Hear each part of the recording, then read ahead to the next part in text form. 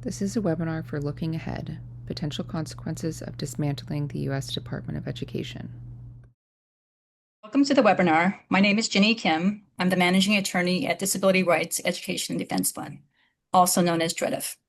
We believe that disability rights are civil rights. We are a national law and policy center dedicated to protecting and advancing disability, civil, and human rights. Today, we will be going through 4 topics. First, an overview of the Department of Education. Second, examples of Office of Special Education Programs, also known as OSEP, oversight and enforcement. Third, the reductions in force, government shutdown, and the dismantling. And fourth, what parents, students, and professionals should know and what you can do. We do have an ambitious plan of getting through our slides and your questions in the next hour, which means that we may have to shortcut some questions because of time. If we don't get to your questions, do know that our contact information is at the back of the slides. With that, I'm going to turn it over to Denise, who will do introductions of herself and start with an overview of the Department of Education. Thank you so much, Ginny. I'm really pleased to be here today on behalf of COPA and to partner with DREDF, one of our longtime allies in this work, on this presentation. So if you're not familiar with COPA, and I know many of you are, I saw on the report that's some of you are current COPA members, so welcome. But if you're not, just so you know, we like to say that COPA is where the movement for education equity finds its strength. We are unique and somewhat unparalleled in the sense that we have members all across the country. We have over 3,600 who really work to unite or who unite to protect and enforce the legal and civil rights of students with disabilities and their families. We do all kinds of work throughout the year through our committees. We have a very active and work board, and 69% of our members are family members of students with disabilities or have lived experience themselves as a recipient of services. So there's a lot of passion in our work, and we typically work to do one of 3 things: to help connect people through our membership discussion listservs, our conference, our training, and also advocate through the courts in the form of amicus briefs and systemic legal cases, which I'll talk a little bit about today, and then learning through, again, our conference and many of our online opportunities, but also member to member.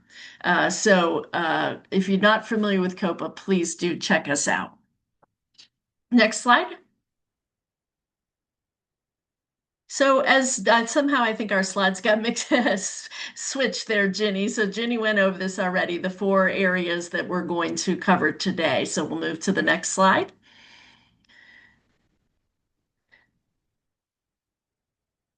So in case you're not familiar with the tasks that the U.S. Department of Education is obligated to do, we thought we'd spend a little time just giving a little overview of the types of things that they do there, much of which is obligated for them to do under statute.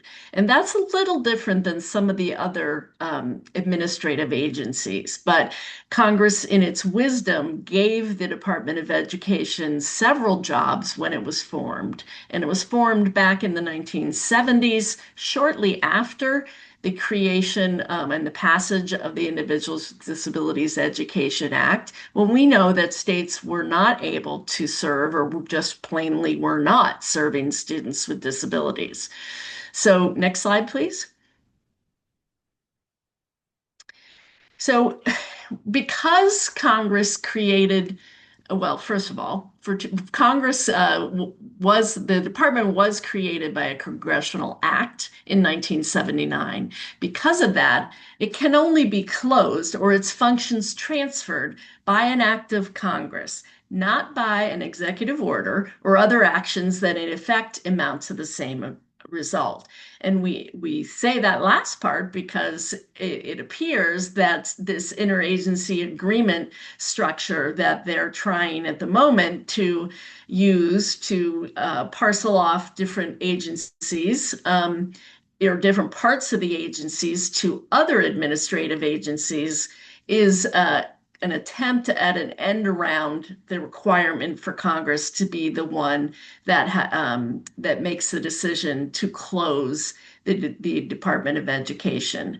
So they are responsible for special education oversight and administration. And again, that is coded in the IDEA. They administer all the Title I funding to low-income schools, and they also administer student federal loans. Not on that list, but equally important is that they administer other types of grants, the competitive processes under Part D, which provide for our parent information and training centers, and also research and other types of activities, all aimed at bettering the education of students with disabilities and helping to close the gap between students with disabilities and their same age peers without disabilities. Next slide, please. So under Part B, the Secretary of Education has the obligation to not only provide funding for the FAPE provisions, but to assure that the states and districts are providing FAPE, which the states and districts also have an obligation to do. The congressional funding and appropriations are outlined in the statute. There's a current attempt at the moment for block grants, which would run counter to the explicit purposes that are included in the law at the moment. And there's a very complex formula for how states receive their funding. At this point, I believe the current level of funding is 12%, which is far below that which Congress promised of 40%. And the Department of Education is also responsible for Section 619, which is preschool funding and implementation of preschool special education. Next slide. So again, the department enforces the IDEA. They enforce Section 504 of the Rehab Act, and they provide those federal fundings. Federal funding. They also have an arm, which is the Office for Civil Rights, which investigates complaints of civil right violations. Now, those violations, OCR is obligated to do Title II of the Americans Disabilities Act and also Section 504 of the Rehab Act. They do not have explicit jurisdiction over IDEA, but they do sometimes when the facts of the complaint overlap with the obligations under IDEA, they do often in their settlement agreement, you will see sometimes the requirement for FAPE under IDEA also mentioned or also addressed. There's also the Office of Elementary and Secondary Education, OESE, which administers most notably the Every Student Succeed Act, which is the most recent iteration of that law, which provides the structure for how states are to and the funding for how states are to provide services to all students. And of course, we know that students with disabilities are general education students as well, and that any services and supports they receive under IDEA or 504 are designed to help them meet the same standards that other students who do not have disabilities meet under the law. And then, of course, there's OSERS, which includes the Rehabilitative Services Arm, RSA, as well as OSEP. At current, some of those offices, as I mentioned before, have been moved out of the Department of Education through the interagency agreement. At present, the OSERS and OSEP have not been moved. They are, and OCR, they all still reside under the Department of Education as their administrative agency. Next slide.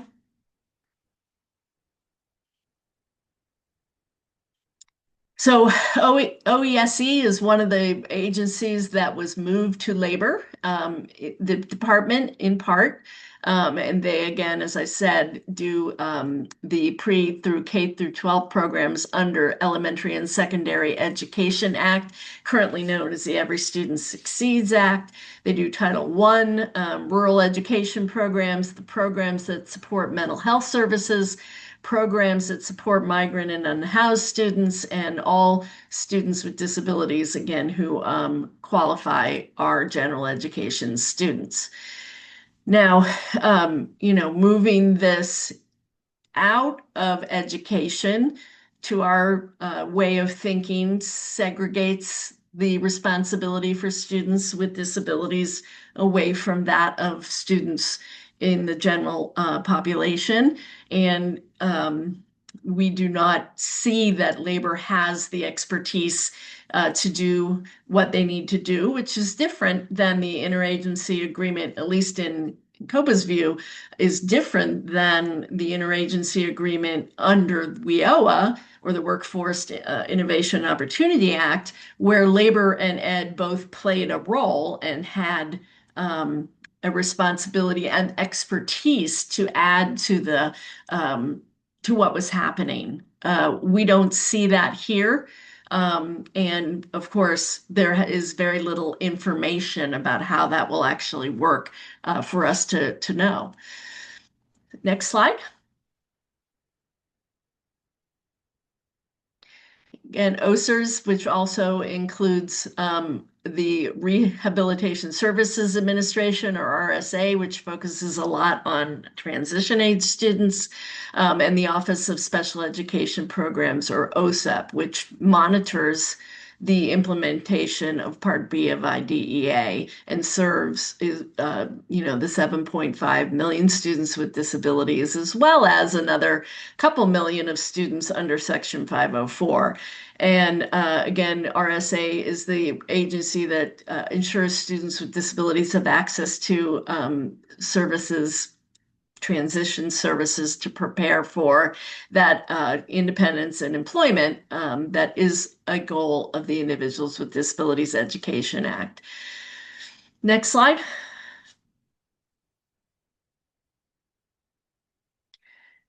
So again, OSEP in particular oversees the implementation of IDEA, and while we know there certainly could be an improvement in that, and we have worked along with DREDF and many of our allies to try to improve the monitoring that occurs. And I think if you look at some of the most recent monitoring reports in the states, I think that they're much more detailed and outline some of the issues, but whether or not they have teeth to make a difference is still something we need to work on and move forward. But the key here is that we need the opportunity to move forward, to continue to make it better. And that should not be at the it's not an either or thing, whether or not it's the federal government or whether or not it's the states. It's both have the obligation under the law and should be moving things forward for students with disabilities. So OSEP also provides technical assistance not only to the states but to the general public, anyone who uses the letters to Anonymous, and the letters to Mama, and the letters to Marshall, and whoever else has letters out there, uses the technical assistance provided by OSEP. And they also often are behind the scenes emailing and answering questions that way as well. So there's quite a lot that happens typically through OSEP that has not been happening for several months now due to the seesawing, letting people go, firing people, bringing them back, etc. But right now, we know that it's a greatly diminished, if not decimated, department, even though it still does exist. Next slide. Again, OCR is under the Department of Education. It's a very important arm. We know that there are a couple states that have looked at making their own OCR kind of entities. And while that's fine, in our mind, it does not replace the obligations of the investigation of civil rights complaints in public education institutions and those who receive federal funding. There needs to be oversight with that. And in 2024, there was 23,000 complaints, with a majority falling under disability or sex-based discrimination.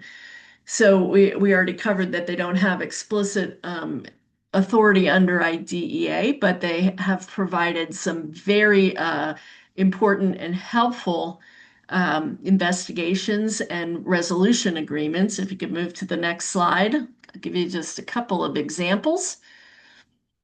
One is that they handled the civil rights data collection, or the CDRC, which comes out every year, in which we can plainly see the overrepresentation of students with disabilities and students of color in not only in segregation of placements, but also in the overuse of exclusionary discipline, and they also oversee Title VI, discrimination based on race, color, or national origin, Title IX, and Section 504 in the ADA, as I mentioned before, directly related to discrimination based on disability. Some examples of the OCR impact in in Frederick, Maryland, they did come out with a resolution agreement around the overuse of restraint and seclusion, and indicated that students who were subjected to this were denied FAPE because, as we know, if they're sitting in a seclusion room or down the hall with four people on top of them using a restraint, then they're not learning. They're not in their seat. They're not in their classroom. And that came out shortly after a lawsuit that COPA had with the uh, uh, shoot, another county in Maryland whose name is escaping me at this moment. But we were successful in getting an agreement with that county, and shortly thereafter, Maryland as a whole banned the use of seclusion rooms in its public schools and formed a task force to assure that restraint was dropping. So it can have a really important effect, and should not be underestimated. There were also another example is that they resolved in 2024 an investigation of allegations that the Apache Junction School District in Colorado was discriminating against students with emotional disabilities by requiring them to earn points to be able to go to any of their non-academic services, including art, music, library, and physical education. Well, one of the points of making sure discrimination doesn't occur is to make sure that there's equal treatment and equal benefit for students. So that was in violation there, and they were able to come to agreement with the district and end that. So, yes, has been a decimation of OCR recently, although we just heard yesterday that they were calling back 250 or so people, and this seesawing of their ability to implement and take care of the obligations that they have under law should in no way deter us from continuing to file OCR complaints when we know that there is an alleged instance or pattern of discrimination going on in a state. We need to continue to file We need to continue to push them to meet their obligations.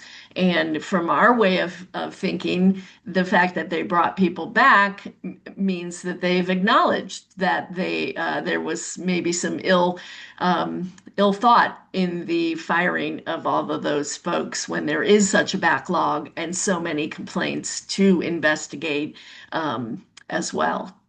So with that, I will now turn it over to Karma, and she'll take you through the next section. Thank you, Denise. My name is Karma Quick Panwala, and I am the Director of Children and Family Services, Advocacy Services here at DREDF. I want to take you through some examples of where OSEP's oversight is so vitally important because there have been so many examples of the need for these agencies within the Department of Education. So if we could move to the next slide, please. As Denise mentioned, OSEP, the Office of Special Education Programs in the United States Department of Education, provides technical assistance to the states and to family parent centers and families. It provides data collection so we understand the full impact of the IDEA and how it is being used. We understand that there are state monitoring visits to ensure compliance and oversight within the state departments in implementing the IDEA at the state and local levels. Next slide. So here are some examples, and there's quite a few, so please bear with me. But we want to convey how important it is that we have federal oversight within the Department of Education. In Pennsylvania, prior to 2020, there was a statewide failure in public school districts and charter schools to accommodate and educate students with complex medical needs and complex disabilities. In Texas, for 13 years, the State Department of Education capped the rate of students made eligible for special education at 8.5% statewide. They also threatened to withhold state funding from any local school districts or local education agencies that made any eligibility rate over 8.5% eligible for special education services. We believe that that cap on special education eligibility runs contrary to a state and local school districts' obligations in child find under the IDEA.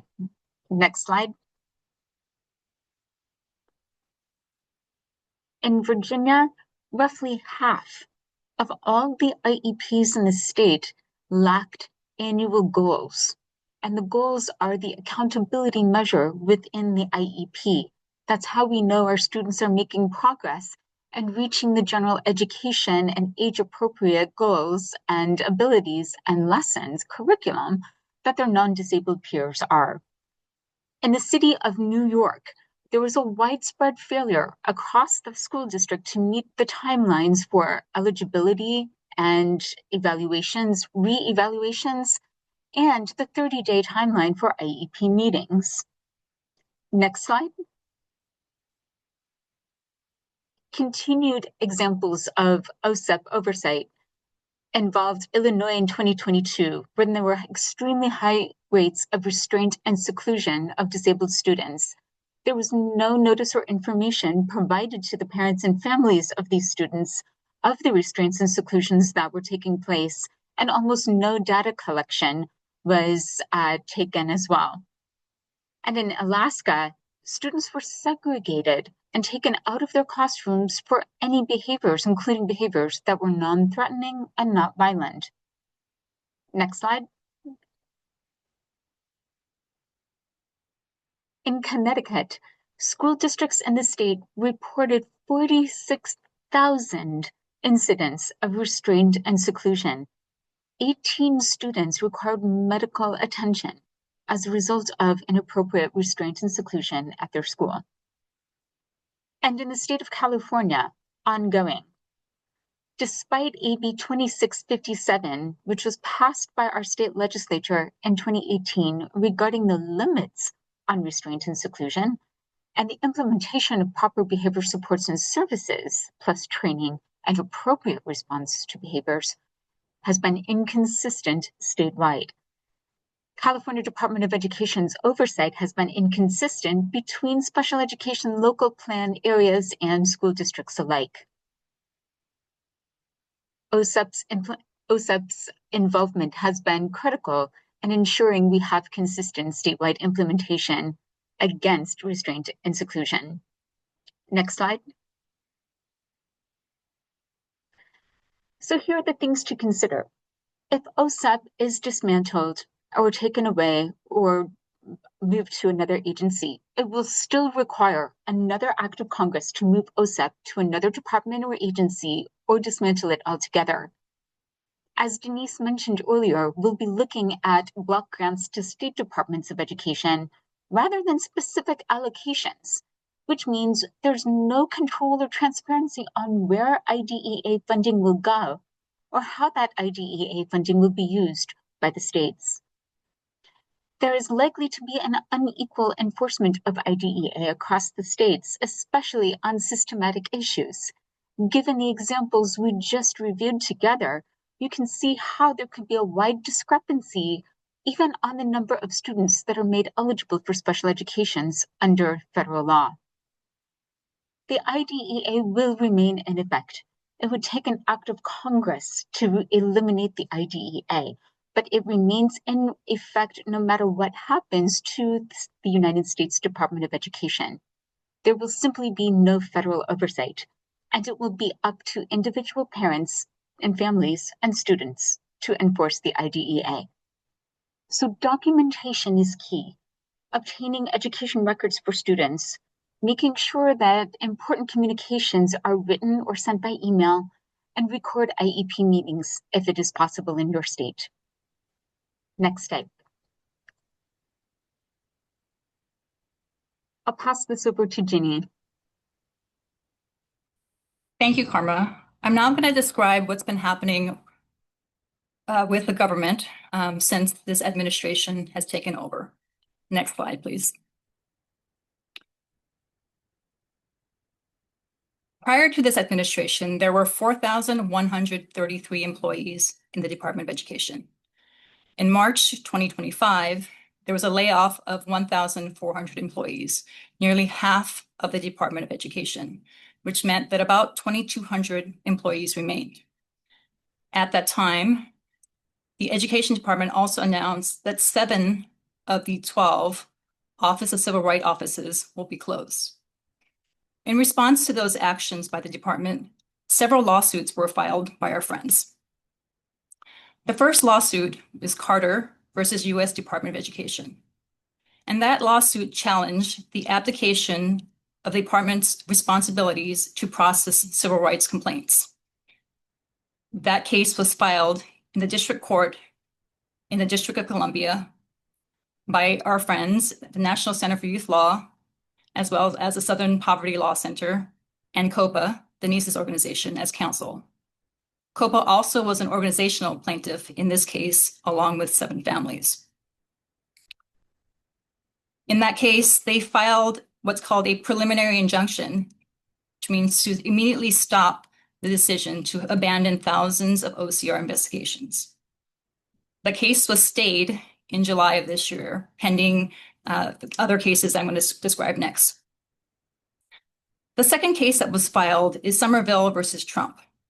That case was filed on behalf of educators, school districts, and teachers' unions.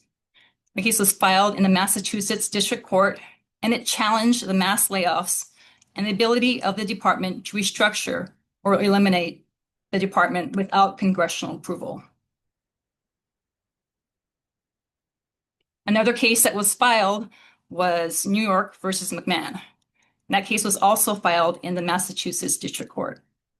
And that case was filed on behalf of states, school districts, and teachers' union. Both Somerville and New York were consolidated, and now that case is New York versus McMahon, which is still pending in the Massachusetts District Court. In that case, in May, they filed what's called a preliminary injunction, which means they asked the court to immediately stop the layoffs that were happening.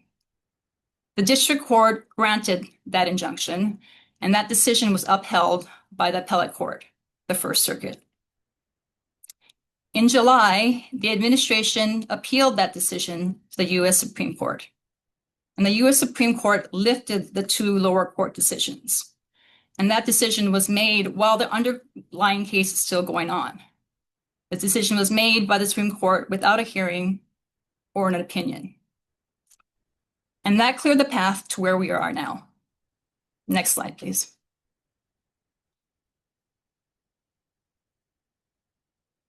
The longest government shutdown of 43 days ended on November 12, 2025. During the shutdown, nearly all staff in OSERS, the Office of Special Education and Rehabilitative Services, received a RIF notice, a layoff notice. OCR staff also received RIF notices.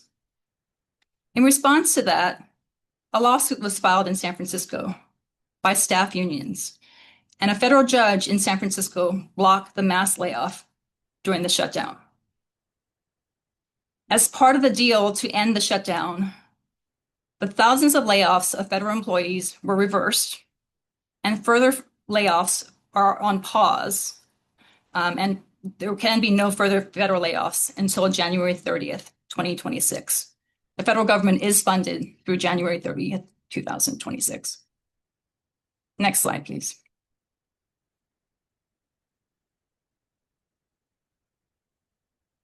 On November 18th, the Department of Education entered into what's called an interagency agreement to move parts of the department to other agencies.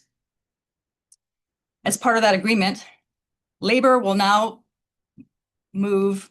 administer the Office of Elementary and Secondary Education, OESE, as you heard Denise describe, and the Office of Post-Secondary Education.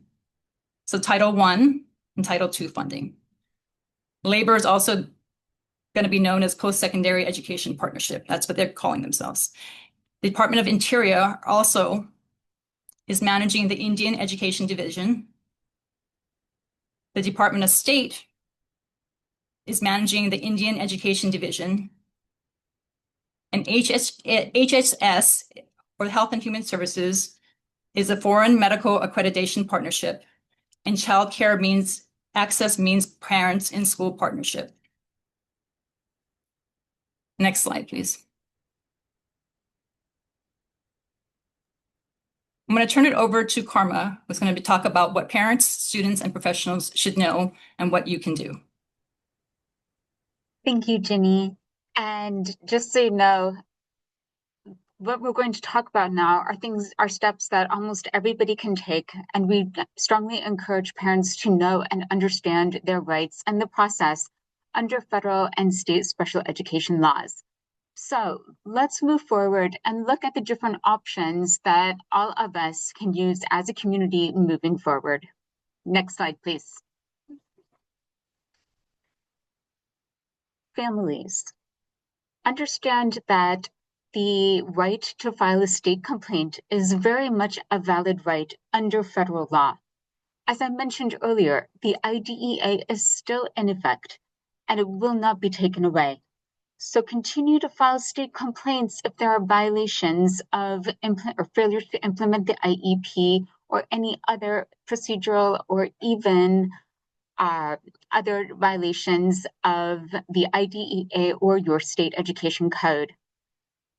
There's still a right to file for due process hearings at the state level in administrative courts. And ED-OCR complaints can still be filed when discrimination occurs. As we've mentioned already, the OCR does not have authority to investigate violations of the IDEA, but it absolutely investigates and determines if disability discrimination or other discrimination under Title VI, Title IX, and other civil rights laws has occurred. State court suits where appropriate under the Education Code or any other state civil rights laws are still possible. And the Pennsylvania Senate has proposed legislation for a state-level Office of Civil Rights in the Pennsylvania Department of Education. Continue policy advocacy within your own state and legislature. And look for your state's advisory commission on special education, which is mandated by the IDEA. Find COPA members in each state and territory, especially as COPA is active in policy advocacy at the federal and state levels both, and COPA also has a government relations committee. Look to your protection and advocacy organizations. Those are often named Disability Rights State, so Disability Rights California, Disability Rights Massachusetts, Disability Rights Iowa, and Illinois, you have Equip for Equality. Look to your local education agency, your local school district's Board of Education, as well as your state's Board of Education. Find out the ways to contact them and let your voice be known. Next slide, please. In California, continue to get involved at the local level or at the County Office of Education level in the Community Advisory Committee for Special Education, often known as CAC. Contact your school board and contact our California Department of Education, our State Board of Education.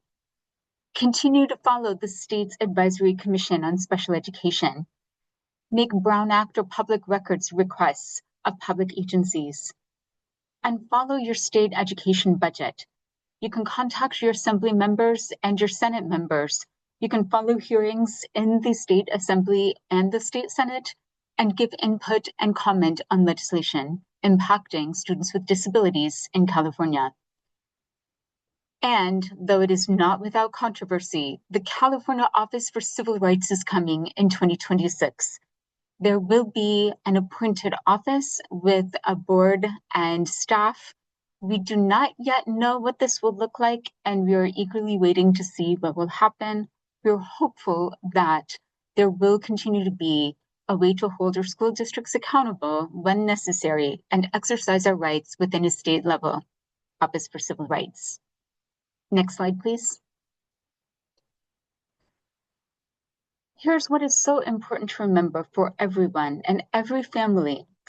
Sometimes families will have to move across state lines, and regardless, the IDEA will remain in place. Always look to what the IDEA requires and what it says. It can still be enforced just at the local and family level. So what does the IDEA require for receiving school districts when students move across the state lines? No matter what, school districts are required to provide FAPE at all times. They must provide comparable services to the previous IEP that was in place and in consultation with parents and the education rights holder. And until the new receiving school district adopts the previous IEP or conducts an evaluation if necessary and develops a new IEP consistent with state and federal law, the obligation to provide a free, appropriate public education remains. Next slide.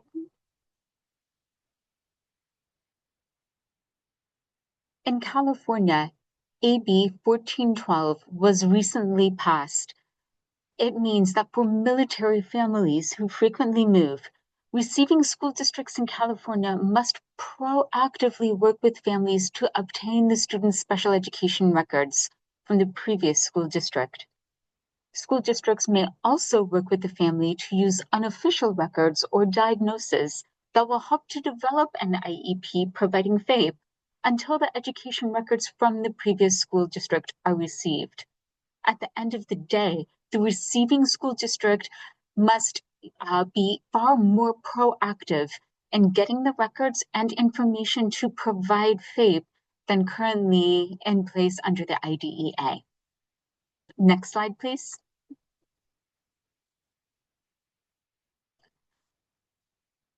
And with that, we will take questions now. But if you have any questions or concerns for DREDF, please contact us here.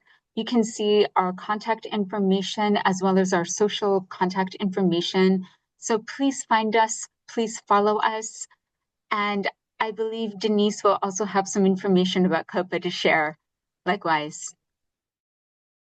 Hey, well, thank you, everybody. It's a pleasure to have participated, and it's COPAA, two A's. Thank you. This concludes the webinar.